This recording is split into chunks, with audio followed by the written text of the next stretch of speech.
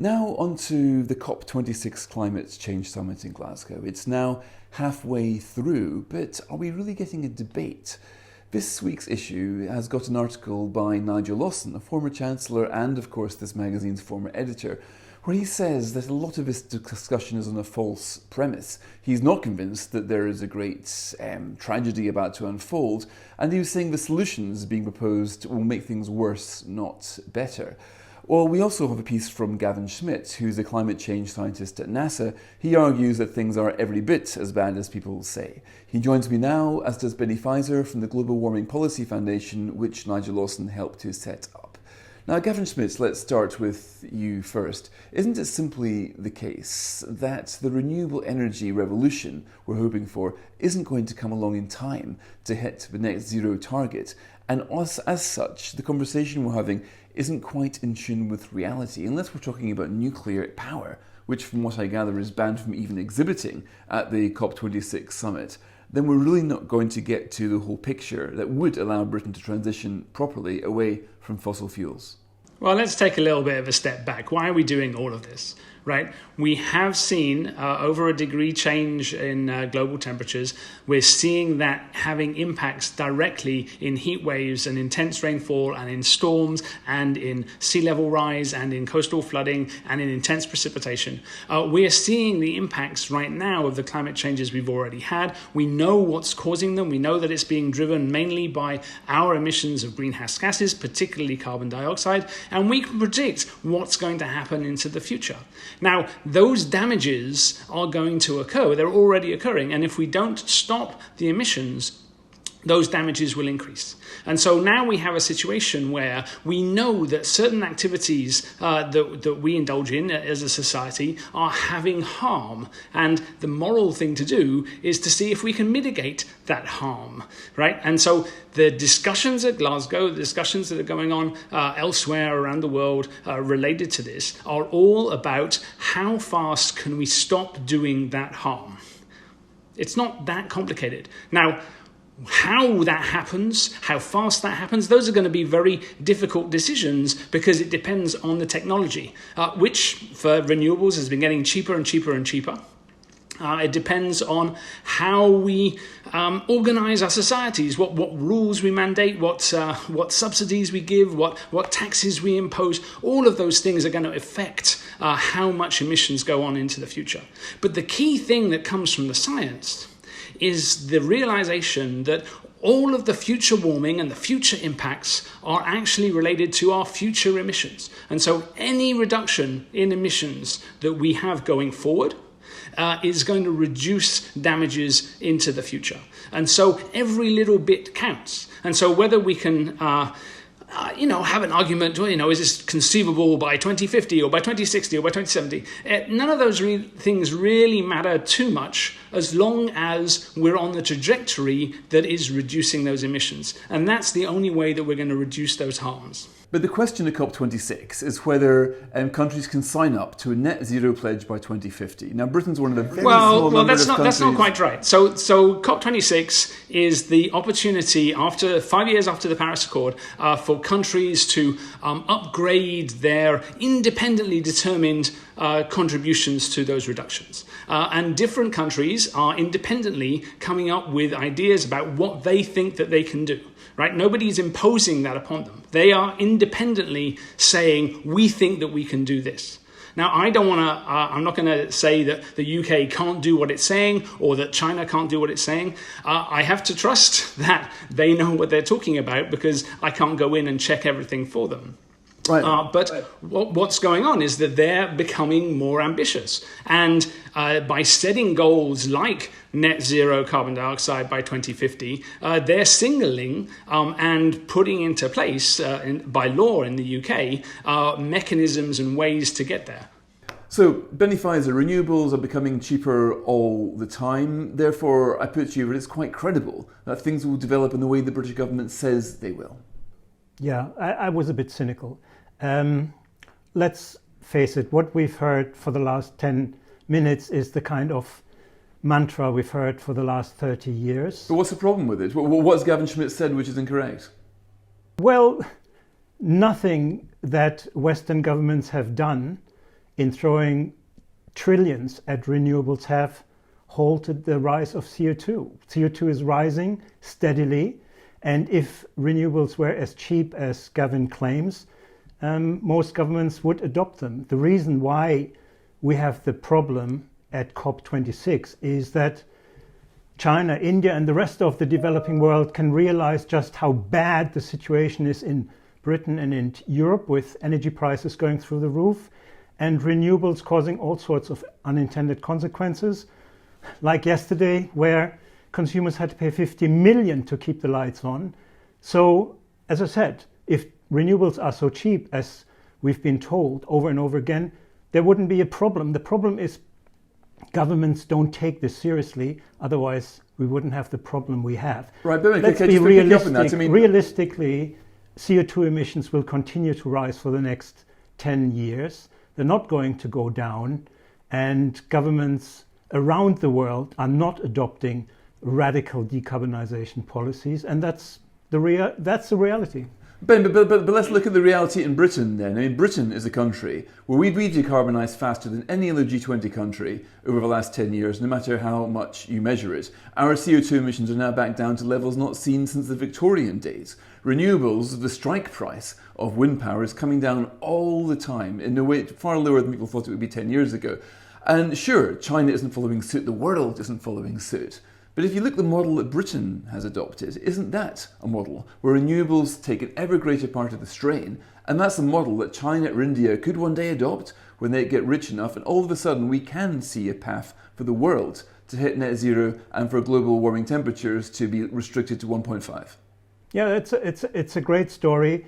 Unfortunately, no one around the world is actually buying into it. Otherwise, they would adopt the British model. What they are seeing is Britain struggling and Europe struggling with an extreme energy crisis, energy prices going through the roof, and we're facing real problems with stabilizing the national grid.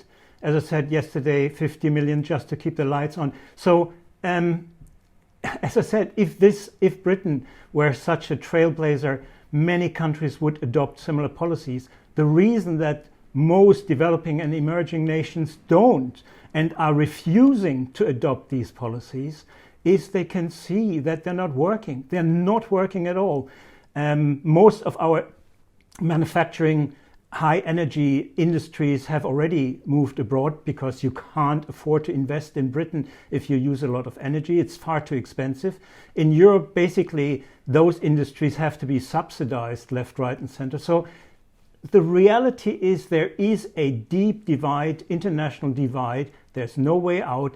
And most of the developing world for the next 10, 20, 30 years will use cheap, abundant, available fossil fuels. Right. That's and all energy agencies are actually predicting that by 2050, still half of the global energy mix will be based on fossil fuels. Now, Gavin Schmidt, that's a fair point, isn't it? Because we all know that whatever Europeans may emit, and Britain is responsible for 1% of carbon emissions. So sure, we might hit net zero, but that, I put to you, would that even move the dial on the global warming problem if we did that?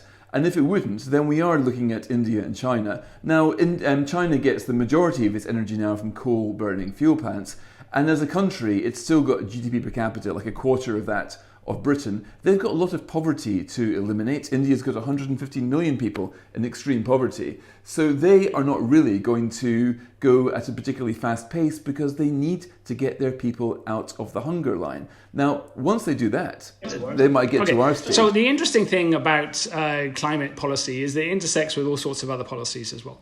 One of the other main issues that is plaguing both China and India is the problem of air pollution. Air pollution, mainly from the burning of fossil fuels, is causing hundreds of thousands of premature deaths in these countries. They have an absolute urgent need to move away from polluting energy sources. And they are doing so. One of the things that they're doing in India, they have open auctions for new power supplies. Those auctions are being won by solar plans, not by new coal plants. This notion that that coal is cheap and therefore everyone is using it, it's not cheap, because they're having to pay the costs of the associated air pollution, the deaths from coal mining, the appalling conditions of the miners. Fossil fuels are not this wonderful panacea that is going to bring everybody out of poverty, because if it were, they would have done it 100 years ago. Why did that not happen? Because we didn't have the technology. Right? China's made incredible progress out of poverty over the last 20 years. It's gone from 60% to 1% in absolute poverty. And if you look at India's causes of death right now, the fossil fuels are nowhere near it. You've got something like 1 million children in India die of diarrhea every year. You have something like 3 million cases of tuberculosis. These are things that are linked to India's poverty. And when countries rise from their agrarian knees, they do so by living a bit more like we do in the West, and that means fossil fuel. Right. So, but the developing countries are not just adopting what we did with the same history. They are able to leapfrog a lot of the things that we did. Now, there is never going to be a comprehensive landline telephone industry in India or China, because they leaped ahead of that and now they have cell phones. We can help them, and they will help us by helping to both develop and manufacture the technology that will allow them to get ahead of the problems that we've had associated with fossil fuels. This is not an easy task, and it's clear that energy needs in India and other developing nations are very real. But we can be helping them, and they can help us by doing most of that with renewables. Right. Now, but Benny Peiser, we've had China promise to hit net zero by 2060. That's a pretty big promise. We've had India promise to do it by 2070. Again, that's not to be sneezed at. So I put to you that the COP26 is actually producing some tangible process. And it's doing on a timescale which, sure, we measure in decades, but we measure our own progress in decades. What matters, surely, is that the world's countries are now beginning to agree to the decarbonisation agenda which Gavin Schmidt has just set out. Fraser, look, let's be real here. China and India are making these kind of conditional pledges. You know, these pledges are conditional on trillions of dollars having to be transferred from the US and Europe to the developing world. It's conditional. These are not kind of pledges, we're doing this. No, they are only doing this if the money flows in their direction. And can I just say, let's forget for a moment India and China and Asia and Africa and the rest of the developing world. Let's forget all of this and look at the US. President Biden came to COP and made some pledges. No one believes a word he makes. He says, no one believes that he's trustworthy or credible. He can't even get his pledge through his own party, never mind through the Senate. The US is never going to give up on its huge treasure of fossil fuels, believe you me. There's no chance that the US will give up on oil, gas and coal for the next 30 years. Simple. All I'm hearing from you, Benny, is just excuses for why nobody should do anything. You already admit. Hold on. That's not the way. That's not the truth. What I'm saying is the problem the West and the Greens and the climate activists have is they've basically made a huge mistake by believing that you can solve the problem of CO2 emissions with renewables.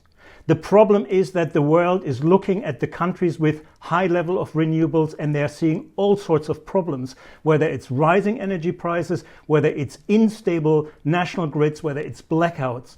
If, and that's a big if, these kind of claims that it's 1 minute before doomsday, we're facing extinction and so on. If that were true, governments would take policies where you can actually produce energy reliably and cost effectively and take the public with you. Give up renewables, go for nuclear, go for low carbon, natural gas, and then you can decarbonize. You cannot decarbonize the economy with renewables. That is what the world is realizing today. Gavin Schmidt and Benny Peiser, thanks very much indeed.